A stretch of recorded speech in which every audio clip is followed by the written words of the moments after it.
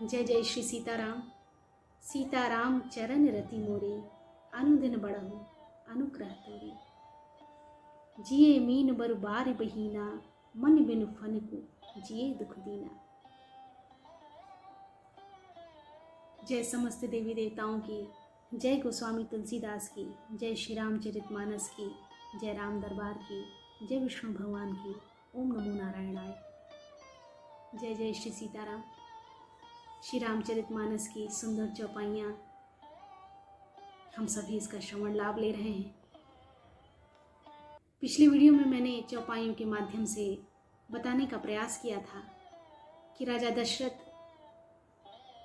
जब बार बार कैकेयी माता से पूछते हैं कि आखिर तुम्हें कौन सा दुख है जिसकी वजह से तुमने ये वेश धारण किया, किस बात का क्रोध है, तो उन्होंने अपने दोनों वर राजा के सम्मुख रख दिए। राजा के सम्मुख प्रकट होते ही, वरों को सुनते ही राजा दशरथ पे बहुत कुठाराघात होता है। वे बहुत ही व्याकुल हो जाते हैं, चिंता में पड़ जाते हैं, शोक की लहर दौड़ जाती है। वह रानी को आश्वासन देते हैं कि भरत और राम में कोई भी अंतर नहीं है, मेरी वो दो आंखें हैं। भरत को मैं जल्दी ही बुलाकर राज्य सौंप दूंगा, परंतु आग्रह करते हैं कि एक बार जरूर विचार करो कि दूसरा वर तुमने क्यों मांगा। इतना कठोर हृदय तुम्हारा कैसे हो गया? तुम माता हो, बहुत स्नेह करती हो, फिर तुम्हारा हृदय इतना कठोर कैसे हो गया राम के प्रति? राम तो साधु हैं, सभी उन्हें चाहते हैं। अब आगे। प्रिया हास रस परिहरि मांगू, विचारि विवेकू, जे देखो अब नयन भरी भरत राज अभिषेकू। हे प्रिय, हंसी और क्रोध छोड़ दे और विवेक उचित अनुचित विचार कर वर मांग, जिससे अब मैं नेत्र भरकर भरत का राज्याभिषेक देख सकूं। मछली चाहे बिना पानी की जीती रहे और सांप भी चाहे बिना मणि के दीन दुखी होकर जीता रहे, परंतु मैं स्वभाव से ही कहता हूं, मन में जरा भी छल रखकर नहीं कि मेरा जीवन राम के बिना नहीं है।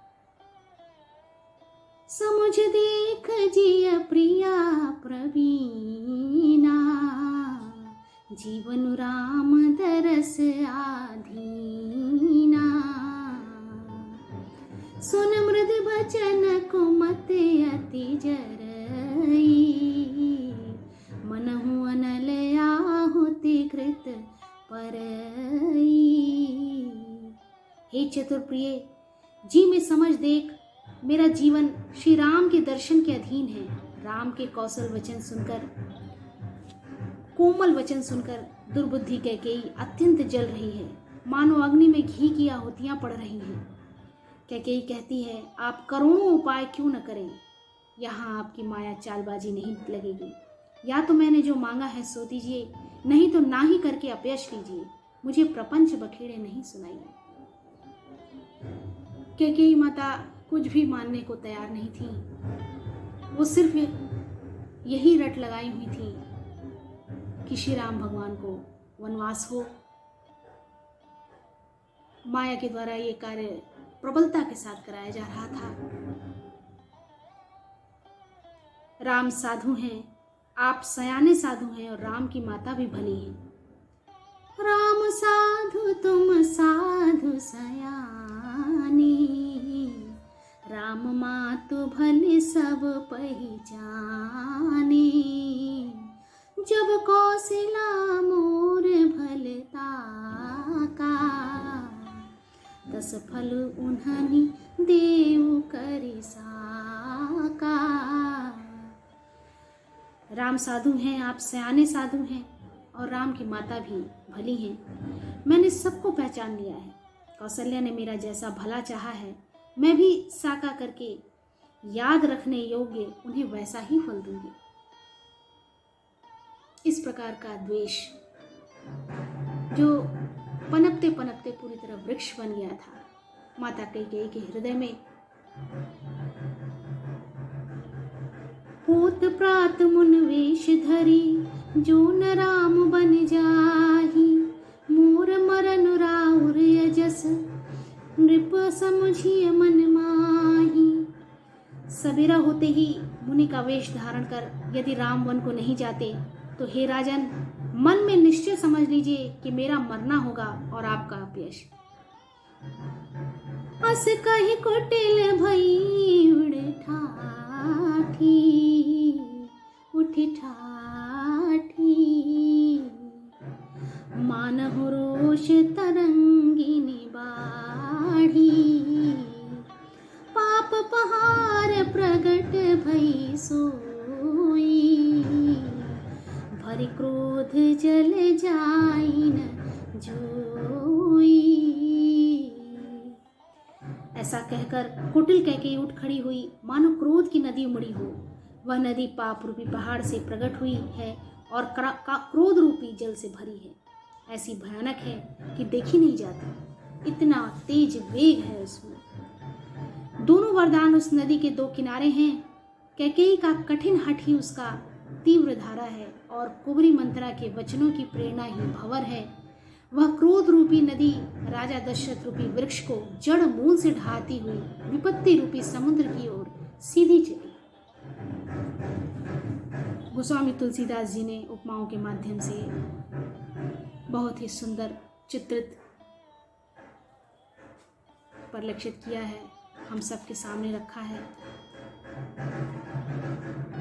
राजा ने समझ लिया कि बात सचमुच वास्तव में सच्ची है। स्त्री के बहाने मेरी मृत्यु ही सर पर नाच रही है। तदंतर राजा ने कैकेयी के चरण पकड़कर उसे बिठाकर विनती की कि तू सूर्य कुल रूपी वृक्ष के लिए कुल्हाड़ी मत बन।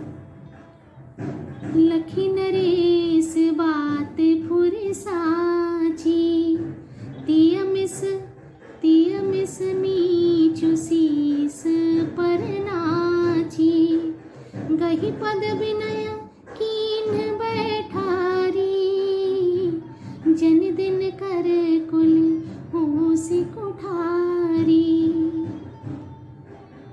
विनती करके कहते हैं, चरण पकड़ करके कहते हैं राजा दशरथ जी, तू सूर्य कुल रूपी वृक्ष के लिए कुल्हाड़ी मत बन।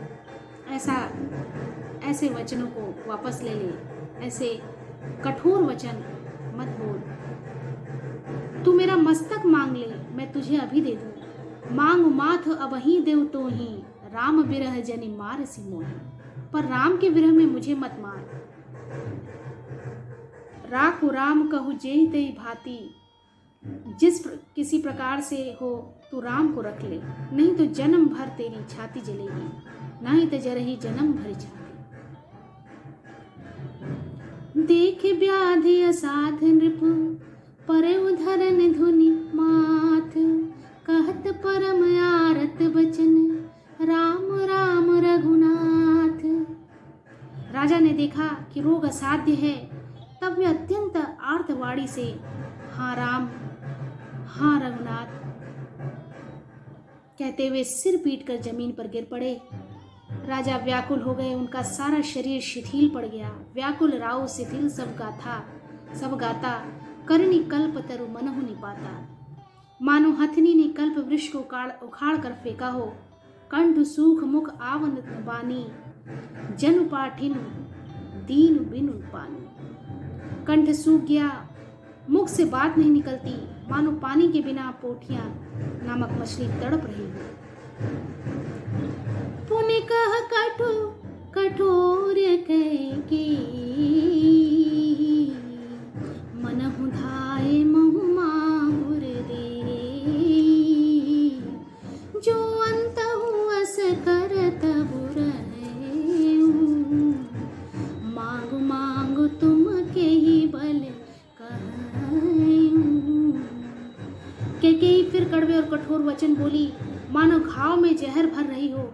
कहती है, जो अंत में ऐसा ही करना था तो आपने मांग मांग किस बल पर कहा था। हे राजा, ठहाका मारकर हंसना और गाल फुलाना, क्या ये दोनों एक साथ हो सकते हैं? दानी भी कहना और कंजूसी भी करना, क्या राजपूती में शेम कुचल भी रह सकती है? लड़ाई में बहादुरी भी दिखावे और कहीं चोट भी न लगे? ये दोनों ही बातें कैसे संभव है? प्रश्न पूछती हैं कैकेयी माता। छाड़हु बचन की धीरज धरहु, जनि अब लाज मि करुणा करहु, तनु तिय तनय धामु धनु धरनी, सत्य संध कहु तृण सम बरनी। या तो वचन प्रतिज्ञा ही छोड़ दीजिए या धैर्य धारण कीजिए। यूं असहाय स्त्री की भांति रोइए पीटिए नहीं। सत्यव्रती के लिए तो शरीर, स्त्री, पुत्र, घर, धन और पृथ्वी सभी तिनके के बराबर कहे गए हैं।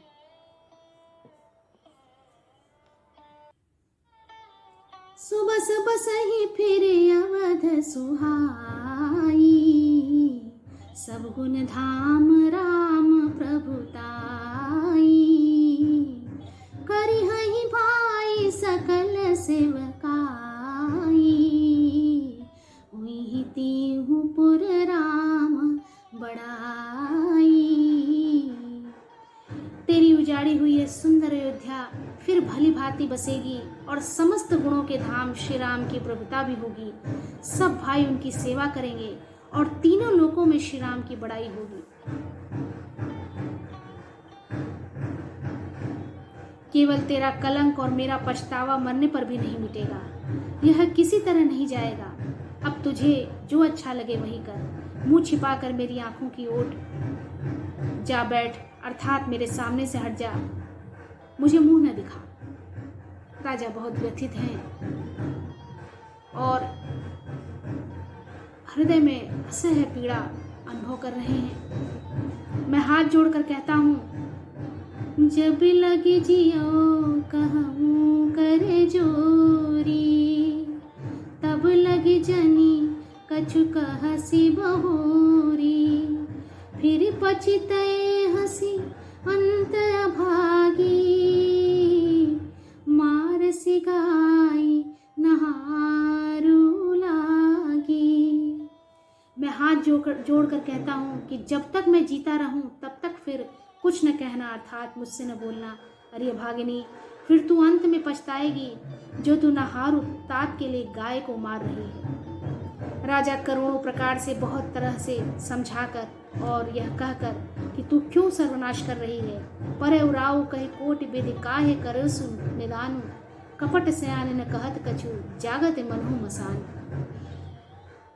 सर्वनाश कर रही है, पृथ्वी पर गिर पड़े, पर कपट करने में चतुर कैकेयी कुछ बोलती नहीं, मानो मौन होकर मसान जगा रही हो, श्मशान में बैठकर प्रेत तंत्र सिद्ध कर रही हो, ऐसा परिलक्षित होता था।